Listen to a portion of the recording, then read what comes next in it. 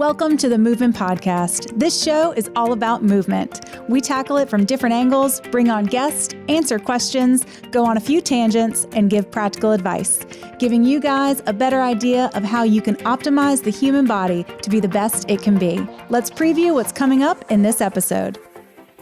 Don't slouch, sit up straight, keep your head up. Familiar sayings that all deal with the same thing, posture.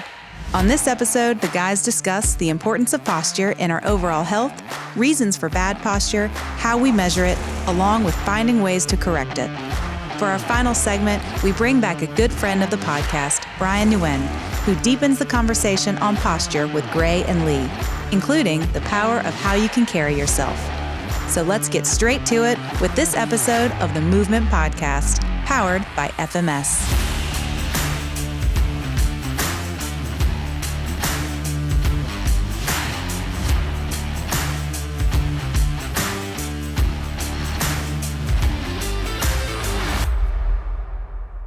Really excited today, Gray. We're going to be talking about posture, and I noticed you dressed up for this episode. You got your sleeves on, you got your quite a bit of gray covered today, which is always good for me, and just wish you would cover those feet up. That's just the last little piece that... If it will please you, I am uncomfortable. It's better. Knowing that is the cherry on top. I'm not sure how good I'll do today. No, all the tank tops just weren't in my path this morning. So walking out of the house knowing I had to have at least some clothes on, I did this thinking you might like it. At least some clothes on. Yeah, the loincloth and the spear. We do not need to have that visual. Around the house, Gray's gray. He's all out. I'm just a bear scratching my back on a tree, wondering what everybody's asking me questions for. It's just I'm comfortable. Is that all you're scratching on is your back? Yeah, just got to dress for comfort when you're older, man. I'm sure you got all the itches. Yeah. So many people right now want to have or find a solution to quote unquote fix their posture. And it's really a fair question because there's so many people that are having some issues. We're sitting too much. I mean, if you go online, you start looking at different ways to fix your posture. The standing desk will come up, exercises will come up. So it is a fair question, but it's not necessarily an easy solution.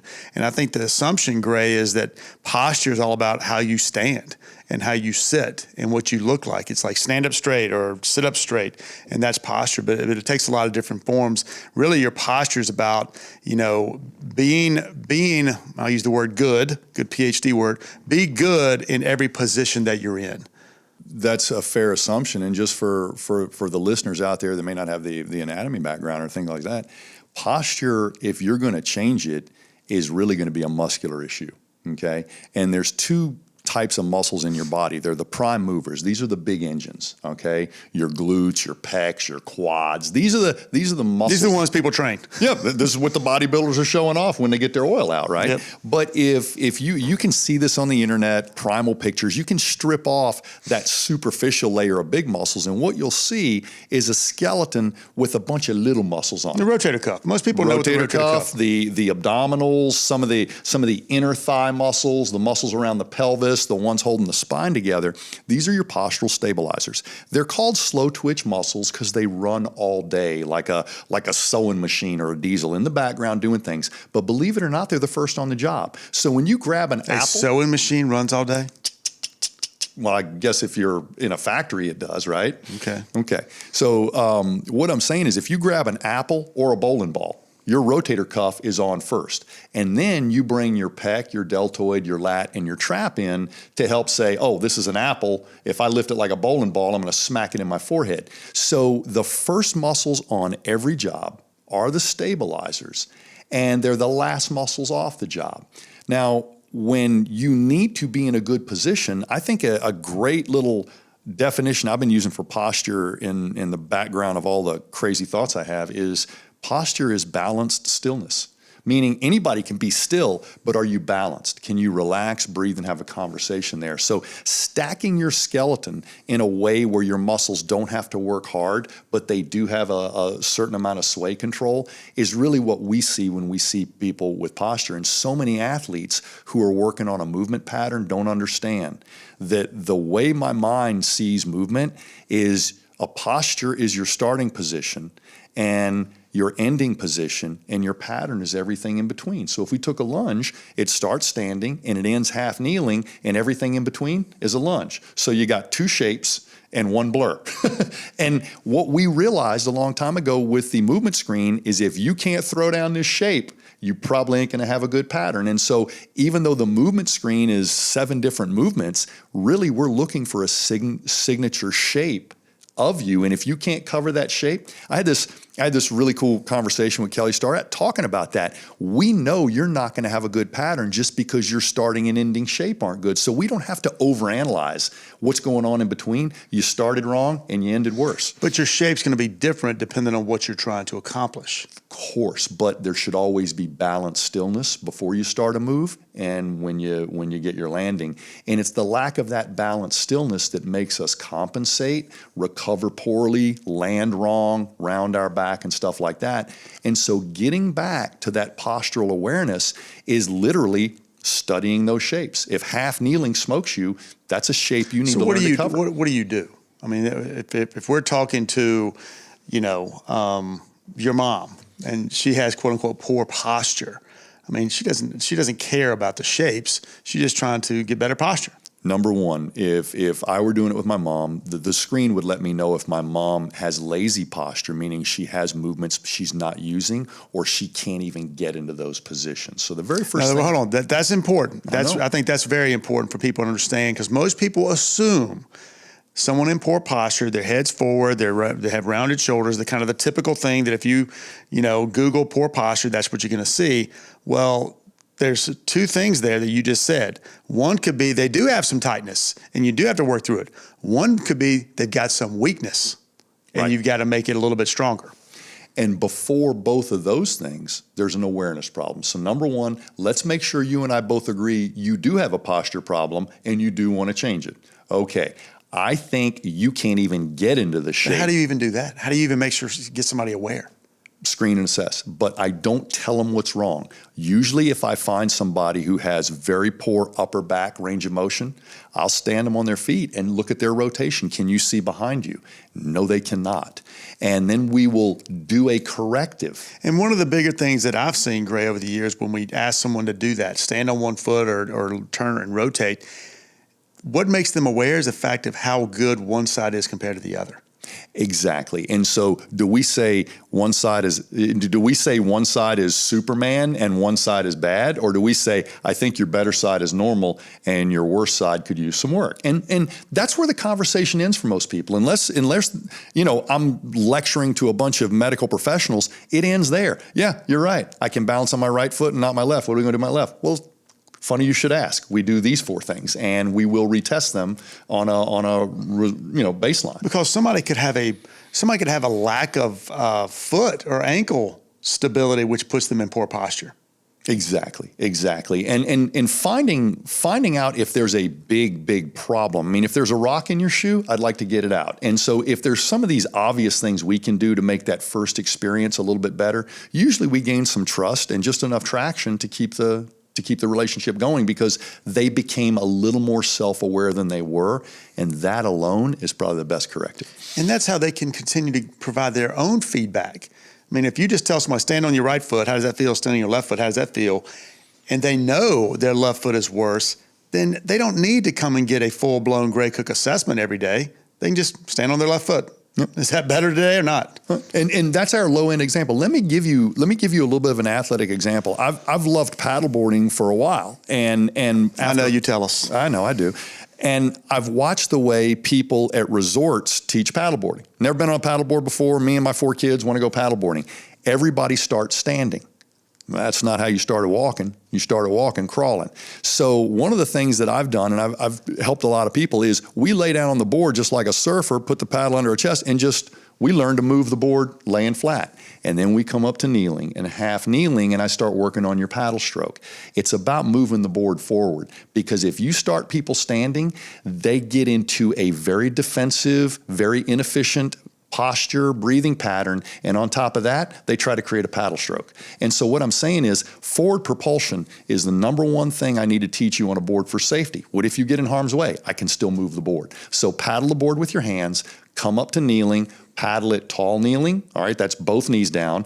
Half kneeling, one foot up, one knee down, both sides. You're going to see a huge difference there. But by the time you stand up, you'll look like you've been doing it for a week, and that was only 15 minutes ago. Whereas if I start you standing and you're trying to force that board to be stable like a boat dock so you can just get to your lats and start pulling hard, you're going to pull yourself right off the board every time. So it's been one of my best postural education, even for people who aren't into paddleboarding, and I've done it with some golfers and I've done it with some athletes, and by the time they get standing, since we took them out of the element where they were trying, like golf or football or whatever, we took them out of the element, gave them permission to fall in the water and play around in a safe environment.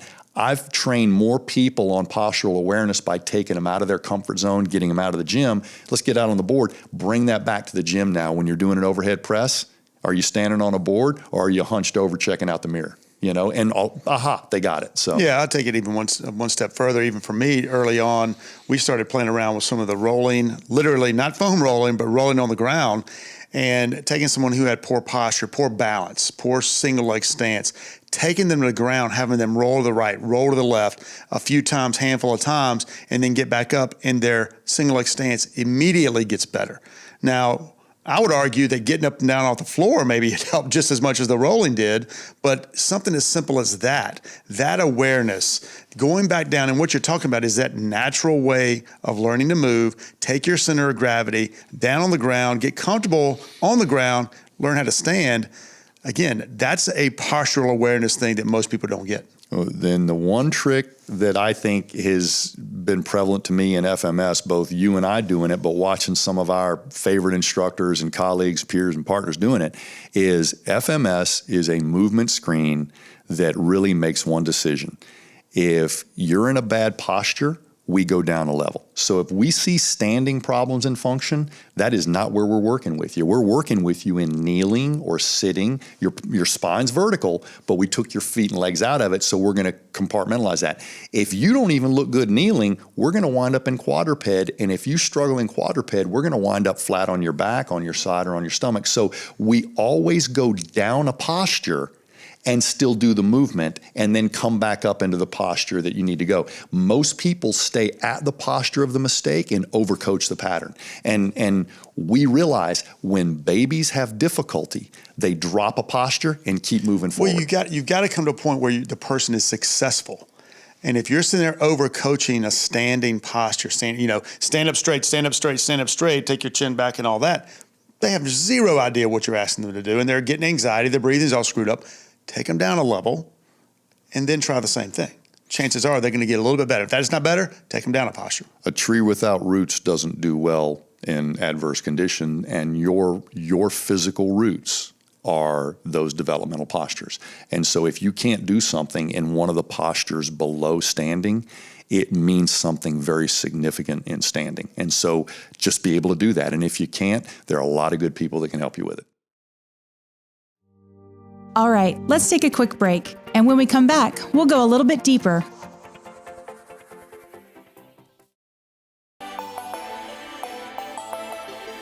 FMS 2 is designed for FMS certified professionals who want to take their FMS 1 knowledge to another level. FMS 2 builds on how to take movement screen results and develop exercise programming to positively influence movement health, competency, and performance. In FMS 2, you will learn essential strategies to correct movement dysfunctions in your clients, athletes, and patients. This interactive course focuses on a variety of exercises based on the fundamentals of mobility and motor control that are specifically designed for sustainable movement health. The learning environment is reinforced with detailed case studies for practical application in a variety of training scenarios. Are you ready to directly impact how well your clients move? Take a look at our upcoming courses and get started today. So we're talking about posture, and really, most of what people think about is when you're standing up and you're at your desk. But again, that needs to carry over into everyday activities, whether it's exercise or even going out and playing a sport or playing tennis or golf or whatever. And we mentioned something, the postural grid, that's actually not a bad tool in a lot of ways. You mentioned that you saw it back in I think I originally probably saw it in the late 1990s, stand in front of the grid and see what's going on with a person. But how does that apply, or how does that carry over into when you start looking at movement and higher levels of type of activity? I think the postural grid historically has been a great perspective. It's to see a person standing with some vertical and horizontal reference. However, what happened was it's a slippery slope. People see a person standing, they have that grid in their head and they know a little bit about anatomy. Like, ooh, that looks like a tight rhomboid. Ooh, that looks like a tight lat. And then the wheels fall off the cart.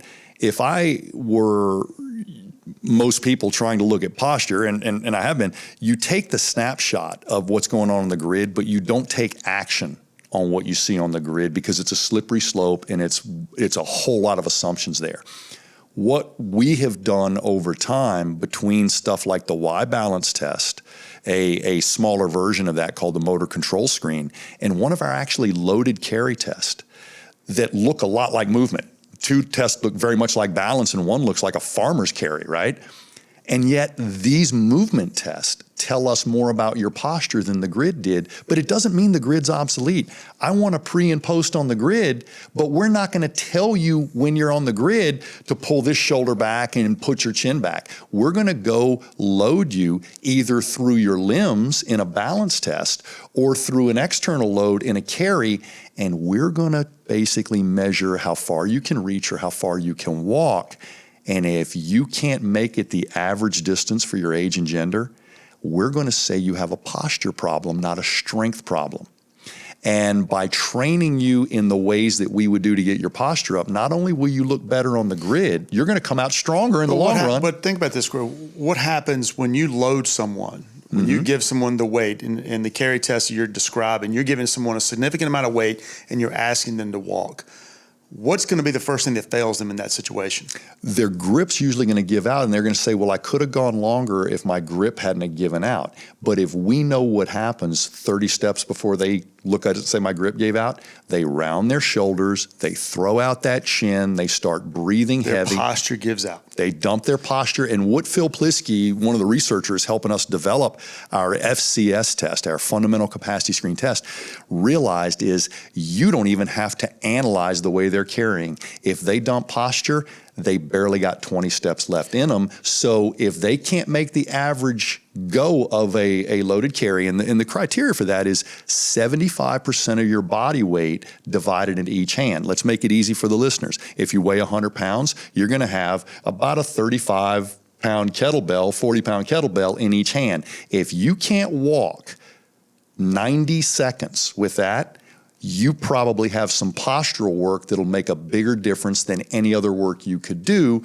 barring you don't have pain or something like that. You basically, your strength and endurance and power go up by getting a more racked up skeleton. So what you're saying though, Gray, is really keeping alignment. So when you put that weight, that's a significant amount of weight. You put that weight in each hand. We don't even recommend training with that unless that's your sport. We simply use that extra weight to make you dump. When we actually train your posture and your carries, we're using very light. Right. But when you're trying to find the mistake. You're trying to figure magnify out the error. Magnify the problem. But what you're really describing is someone's inability to maintain alignment. So when you have your body lined up, you're pretty damn solid. And see, that's the thing about it. The minute we verbalize the alignment problem, we make it a conscious issue. Whereas a PGA professional playing golf for 3 days has the same posture on the third day they do on the first. They have postural endurance, but they're not even aware of it. It's running subconscious. And that's what allows athletes and the Cirque du Soleil people and dancers to do what they do. They don't even think about posture anymore. It is so ingrained into everything they do that it's an automatic response. And where we're walking beside somebody doing a carry saying, hold your shoulders back. If they don't know their shoulders are forward, let them fail. Well, what's the first thing you see? Some of the athletes we worked at the highest levels, you ask them to pick up a pretty heavy weight. The first thing they do is shrug their shoulders. And they're using, I think you said it before, prime movers to do what the postural muscles should be doing.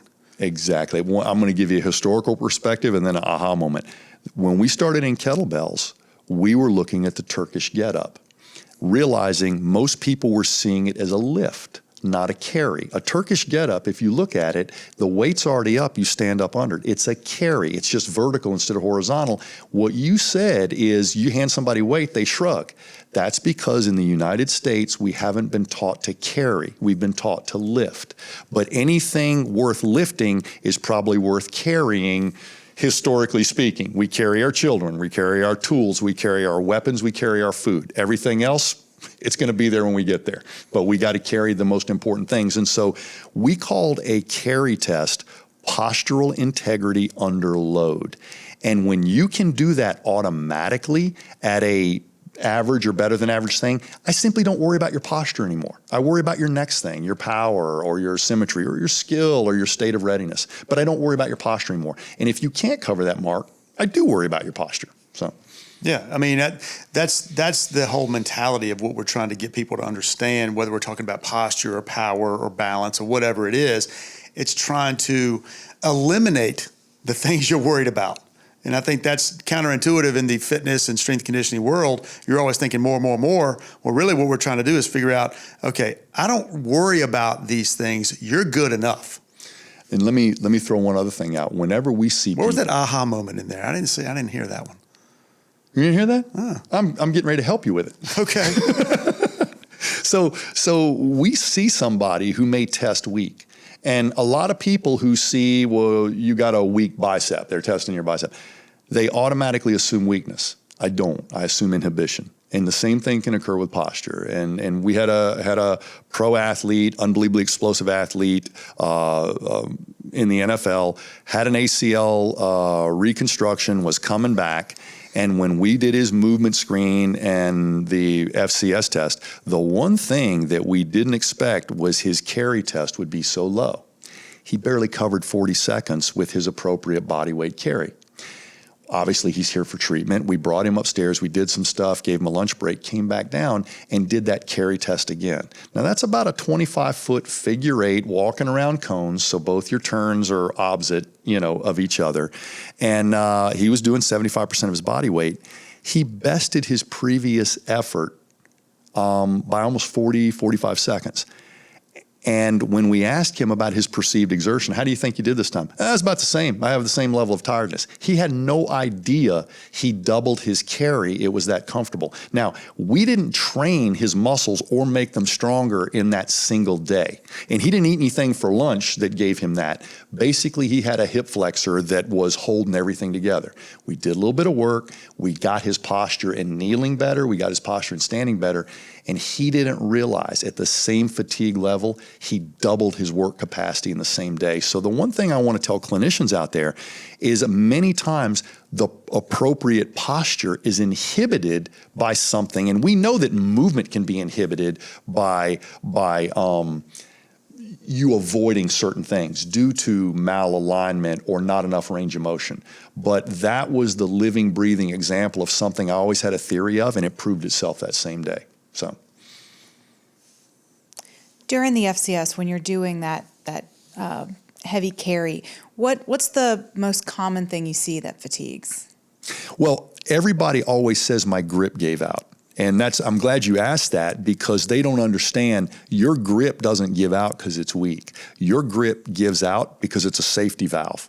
If you can no longer carry something with integrity, your subconscious mind will often override your conscious grip and say, all right, we're either going to rip your shoulder out or you're going to let go of that, dumbass. And then dumbass lets go of it and then says, my grip gave out. No, it didn't. You gave out and your grip let go. Yeah, I hope to get to an FCS sometime soon myself. As a lifter, we were talking about, we're trained to lift and not necessarily pull. And so I'm interested to see kind of what my assessment ends up being. You talked about dancers and their posture. Back in the 90s, it was really popular. You'd kind of see maybe the football player in a dance class, or some athletic kid being put into a dance class, maybe against his will. Is it because of the posture that was kind of a popular thing? It is. You see yoga, dance, and martial arts used by some of the best athletes in the world, especially when they start to age, because they realize I'm not getting any more out of the squat rack. right? I'm over that. And so the Chicago Bulls, when they were in the Michael Jordan heyday, they were an old team compared to the teams they were playing. And one of the things Phil Jackson did is he had those guys doing yoga 2 days a week. And I don't know it was for just the group camaraderie, aches and pains, breathing, whatever, but they were doing it. Arnold was doing some of those things for his posing. We've seen a lot of the receivers in the NFL complement dance or maybe even martial arts or a little bit of stuff for what they're doing. So I think it's a discipline that takes you so far away from the thing you're going to do that you're clay and you just let that thing mold you. And I don't think these guys become great dancers. I don't think they become yoga instructors, but it's just enough to get them back into their center, and that's what it's for. And Lee and I do that all the time. All right, cross-training.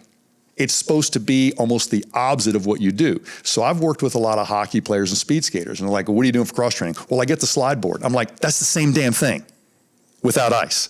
That's exactly the. So it's like a cyclist saying, yeah, I cross-train. I go to spin class 2 days a week. That's not cross-training. That's the same damn thing with a different windshield. So we love when we take an unbelievably strong, explosive person and make them slow down and have elegance, grace, and control and not pose it. They actually own it. And it takes about 6 weeks. Mm-hmm. So.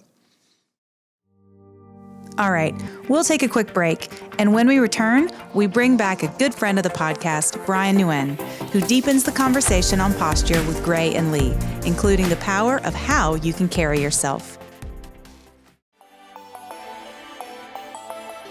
The FCS course is designed for professionals ready to break down barriers and catapult active individuals to achieve performance goals. The FCS gives pros the tool to accurately measure benchmarks essential to progress from functional movement to functional performance. FCS is a highly interactive certification course that explores the dynamics of how individuals control their body, display explosive power, utilize energy storing, and maintain integrity under heavy loads to best develop sustainable performers. FCS is a physical, fast-paced course that builds on your FMS 1 screening. You will perform FCS tests with your peers and engage in lecture and breakout sessions with your instructors.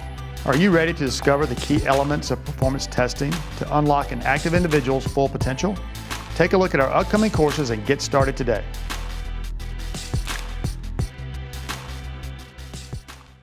So Brian, I saw you did a presentation. I don't know, I saw it on YouTube and you were talking about posture and just how screwed up we are right now. Yeah. And it's something that I think all of us deal with. I mean, I get questions all the time from people, hey, my neck's kind of messed up. What do I need to do? Man, if you can't sell training, coaching by talking about posture, oh my goodness, you have not empowered yourself. All right? Because one of the biggest things that people are aware of is posture. They know that they all know they need to, you've heard it. They all know they need to drink, half their body weight in ounces or a lot of water, a lot more than they're drinking right now. They know they need to sleep 6 to 8 hours. And when I say that's the clients, right? Clients, if you do any version of an Alinabod during your assessment, those things are gold. All right, what is an Alinabod? What is an Alinabod? So basically, imagine a grid of 1 inch or 2 inch squares on a wall behind somebody. When they stand in front of that grid, you now are able to get a really great, amazing view at any kind of like just asymmetries, which shoulder is higher, which arm's carrying longer, this foot is out tilted this way, the head's like this, they look like they've been in a car wreck. All right, let me stop you right there because that was in vogue a long, long time ago. And that postural grid is one of the most old school informative things. Guess what happened when I was in my 20s? People were putting up the posture grid and they like... You drank too much? It happened right after that. No, people would put people up against that grid and say, your left shoulder's too high. It means you've got a tight upper trap. And I'm sitting here going, how do you know the right one's not too low? So I love what you just said there. You're simply taking a snapshot of imbalance, but you're not implicating one side over the other. Because I don't know what shoulder's high, what shoulder's low. I don't know why you're leaning that way. But somebody can look in the mirror and literally stand in front of the mirror and say, shit, that just doesn't look right. Mm-hmm. What do they do? If you see it every day, though, it stops. But what do they do? Well, what do you mean? They're coming to us. If you're selling your systems right, we all know that a improper kinetic chain, if your kinetic checkpoints, what I mean by that is, the head, the shoulder, the axis, if the axis is skewed, tilted, if you take a stack of books and you just start pushing them all over the place, it's like Jenga, right? At some point in time, things start falling off the edges and off the sides. That's our body, right? If we're sitting with our heads forward all the time, if all this stuff is like, you feel those things. And when you have someone with really weird, and so where do you feel tight? Where do you hurt? We're just trying to get a great feeling, because as we work out, I want to make sure I'm prescribing the things that really help your posture and your carry. The less we have that we're off-centered, the less chance we have of being injured. Is there something, Brian, that you could say, you said prescribe an exercise? Yeah. And again, listen, Gray and I both we're never just going to say, oh, this is the best exercise. But if posture is such a huge problem, how do we address it? You must address the why. You can't just say, hey, you need this posture because, my real why has always been about empowering somebody else. I am going to be fire in someone's life. That's the whole thing. Dragon Master Brian is about the dragon will spew fire into the clouds so that it may rain down upon the dry land and feed the people. That's what I want to do. I just want to feed the people. When I talk about posture, I'm not talking about, injure this, injure this. That's not what I'm saying. I want you to stand like this. And I show them that crappy posture. Get into your desk. Show me what that's like. Get into your car. And that's what you watch on YouTube is we're spending our day. I wake up in the morning, roll out of bed. All right, let me talk about two things. Yeah. Two things that will override every good posture inclination you have. Yeah. Your airway and your pain. And what we've seen is we got this anterior head posture. It's the desk computer screen posture. But think for a minute. What if your airway is bigger when you're in bad posture than it is when you're in good posture? Because you've been bad posture so long, your tissues have actually more. We say stand up straight. They go, I don't have as much oxygen here. And we say stand up straight, and it's like, but it hurts my low back. So I was talking to my daughter who's actually into postural screening wellness. We just talked about ways to screen posture, the grid, the movement screen, or information for posture. What's the posture survey sound like? And I heard myself for the first time articulate this from my daughter who's just getting into the profession. I said, listen, when you're talking to somebody and they have movement pain, say, would you rather stand or sit for a half hour, an hour, or, would you rather move? And when you find people that have more complaints about static positioning, I can't sit on a plane more than 2 hours. I can't stand in line more than 15 minutes without getting fidgety. And I see this when Lee and I go to movement conferences and look out, there's people that can't sit. Oh, they can fit all day, but they just can't sit for 30 minutes. That's a problem too. And so when we ask questions, does movement cause you more discomfort? Or does static positioning cause you more discomfort? That's the survey that sort of anoints the screen and lets me know, oh my gosh, they don't know how to control posture. But the first two things we take off the table are, how do they breathe and are you in pain? And 50% of the people that have those huge posture problems answer yes to one of those things. Yeah. They flunk a breathing screen, have airway problems, sleep apnea, don't breathe through the left nostril, it hurts to stand up. And so if you take those postural interrupts off the table, it's way better than fixing a movement pattern. Yeah. Because postures like sitting, standing, and lying that aren't comfortable are way more pervasive in your life than your walking lunch. Well, what you're saying, Gray, it's a lot more complicated. At the end of the day, it's not one exercise you can prescribe to somebody. It's not one position. And this is you can't just simply say sit up straight. You're exactly right. Those are the benefits that come along with it. The shift, the rock that I move for people is I'm not talking about their airway breathing. I'm not talking about anything. I'm just talking about their sheer energy, their power. When you're slouched over, how can no one feels powerful. You feel weak. You feel meager. Nothing can flow You're through. hiding. This is chi, no chi. Okay? When you go and put your chest up and you puff out and you put your arms up, this is a posture of, I just won. There's not a kid that jumps huge and goes, they go, I did it. And so if you can remind your clients, what does this feel like to you when you do this? And then all of a sudden they catch that with you. They hear what you're saying. I feel better. I feel stronger. That's because this is the power. When you are here, you are present. You are powerful. I am here. I am here. You know what you just said too? Yeah. As a child is growing, everything they want to be is above them. They want to be on the counter. They want to be in your arms. They want to be up there. And so they're constantly doing this. Most adults do way more down than up. And so when we're looking at stuff like you and I were doing windmills, we're doing get-ups, we're doing things that are making us go up. Yes. But you're not just pressing that bag or kettlebell up. I'm making you watch it too. And I remember coaching each other, and we're basically taking just as much intention. You got to do like upwards and Seinfeld, down. baby. When you're a kid and but part of what we're talking about here is the problem. yes. What's the solution? You have to remind people that they will tap into a greater sense of their power if you can get them back to where they're supposed to be, which is here. They were never meant to carry themselves like a meager, small child with a dunce cap in the corner. They were meant to roam this earth, a great mover with great presence and great power within. I promise you that. And there's not one soul out there that doesn't want that. That's what this human experience is about. It's about finding that sense of belonging, that sense of I can help somebody else and I can propagate my energetic love to carry that. And when you carry yourself with good posture and good confidence, other people want to listen. Other people want to be a part of that. And that's what you really hone into for your clients. How do you make the change? How do you take something and say, oh, well, how do you fix the problem, Lee? Well, you fix the problem by being part of the change. Be the change. Yeah, and what we did with you, we were messing around with that right shoulder thing. I was going, before you, right. I don't want to lose that train of thought because we've been going back and forth on the whole Seinfeld thing. We even watched Jerry Seinfeld and you introduced me to that show, Comedians in Cars Getting Coffee. It's a great show. But one of his bits is, when you're a child, everything is up. Hold up, wait up, slow up. But when you're an adult, slow down. Put that down, it's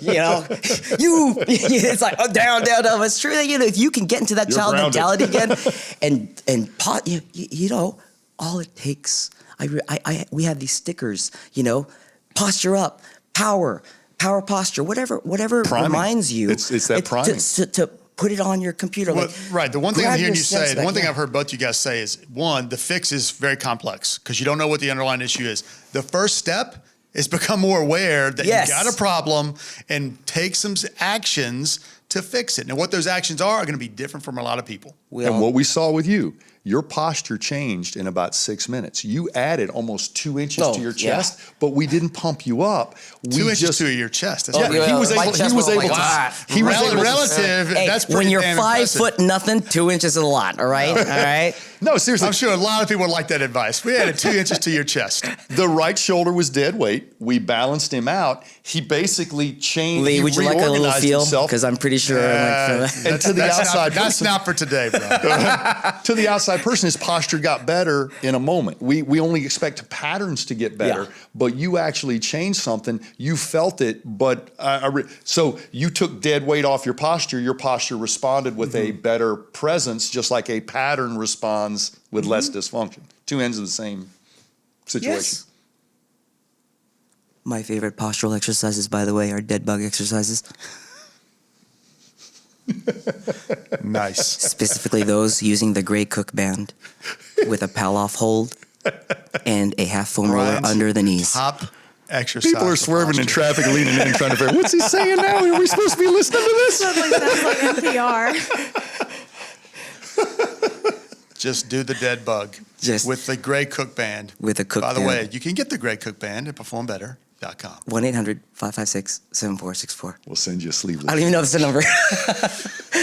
I feel like it is. I feel like I've got the catalog That was enough. I don't know. So I think one of the great things we were just talking about posture, and we have obviously a lot of listeners who might be sitting at a desk right now or in their car, in traffic, whatever it may be, listening to this. And so they're thinking, all right, they're realizing they have some self-actualization going on, that they are slumped over, that steering wheel. So if they were to suddenly think, all right, if I were to try to stand up a little bit more upright and maybe, go hands over head and try to develop that power position, they might feel a little silly. So if you could put maybe some cue words or maybe a mantra or something to attach to that? Do you Yes. have any suggestions there that maybe they can say to themselves to feel less silly? Absolutely. The best advice I can give that I used to always give my clients that were in that situation, it's like, what am I doing? I said, first of all, you are being what you want to create. If you want to be 150 pounds, then eat like someone who weighs 150 pounds. If you want to stand like someone who's proud of themselves and their family, then stand like someone who's proud of himself or herself and your family. You don't deny that. Don't shy away from that. You don't got to make yourself smaller to make anybody else feel smaller, and continue your path. And it is giving people permission to be the weirdo. In this, you realize we are less than 15% of the population moves around and exercises. That is a crap number. But if you want to be part of the 15%, that means that you are willing to be different. And you should not feel small or less than for being different. You should feel like you are part of the change, empower yourself, and damn it, eat your broccoli. All right, let me take what he said and give you 2 exercises. If you're a non-athlete and intimidated by posture, find a balance beam and get better at it. You can't balance and slouch as good as you can stand straight and balance. So a balance beam will make your posture better in 1 week, not by trying to outthink it, but just be on the beam. For an athlete, usually the beam is where I start, but most athletes, fast, explosive, and strong athletes that I see a posture problem in, I hand them a jump rope, because you can slouch and run, but you can't slouch and jump rope. And why do you think fighters get to the jump rope? It's for the rhythmical, breathing, priming, postural, pistoning action that you can't get anywhere else. So balance beam if you're intimidated by postural exercises, and jump rope if you're good on the balance beam. And those 2 things that don't sound like posture demand better posture if they're going to become better. What I heard was Gray say, be the beam. Be the beam, the Danny. beam. Be the beam, Be the ball, Danny. Danny. You'll have nothing unlike it. And if you guys are in an office and you don't have a beam, just find an open space on your wall so that you can lean up against it. Your feet can be about 6 to 12 inches away from the wall, so that you're kind of pushing yourself into that wall, and then just doing some of those arm raises to meet your posture. That's a great way to engage the body. But find something vertical and figure out you're not it. 5 to 10 reaches Yeah. Well, is a reset. It takes 1 minute. Well, what you do is you have this reset, and that's a beautiful thing. They make this little, it's about the size of a, I don't know, 2 or 3 inches long. They stick it on your back. I've seen this. And basically it hits you every, when you slash it, to stand up straight. Hey, I like it. And I'll give Gray a little credit. I hate giving him credit in front of him. But Gray was working with some kids, and he put a little sandbag on top of their head and told them to walk and, jump off the thing and don't lose the sandbag. Well, the little sandbag would work exactly the same way. Stand at your desk, put a little sandbag, not a book, because a book will fall off, a little sandbag on top of your head. It's going to make you stand up straight. That's all the feedback you need. And I guarantee you, Perform Better will probably sell you one at performbetter.com. And to finish this up, the reason Lee's posture is so good without the beanbag is when you look at that hair.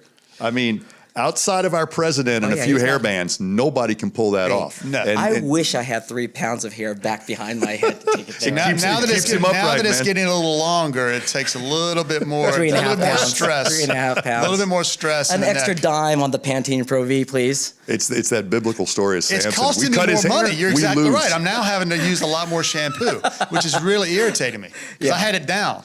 Yeah. Hair and body wash. Now I got conditioner. All of a sudden, I've got an extra $20 a month, $30 a month not having hair. It's great. You can have a sleeveless shirt like Gray anytime you want. Getting hair like Lee is a commitment. Yep. Amen.